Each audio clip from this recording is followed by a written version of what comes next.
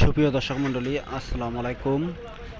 স্ক্রিনে থাকা একটি মেশিন দেখতে পাচ্ছেন আপনারা। এটা আসলে এর পরিচয় আপনাদেরকে জানাচ্ছি। এটা একটি আইপিএস চেকার, ধরেন আইপিএস কন্ট্রোলিং মেশিন।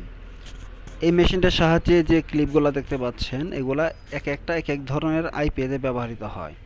আর আর এই মোটা তার দুটো দেখতে পাচ্ছেন, এটা আসলে একটি ফ্রিজের ঝালাই করার জন্য ব্যবহার হবে।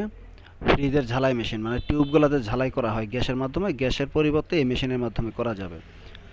তো এই মেশিনটা নতুন বানিয়েছি আমি, নিজেই নিজের ব্রেনের মাধ্যমেই তৈরি করেছি। আপনারা এই মেশিনটি দেখেন।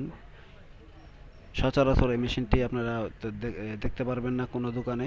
এটা আমি তৈরি করেছি। এই ধরনের নিত্য নতুন মেশিন নিয়ে গবেষণা করি সবসময়। তবে এই মেশিনটা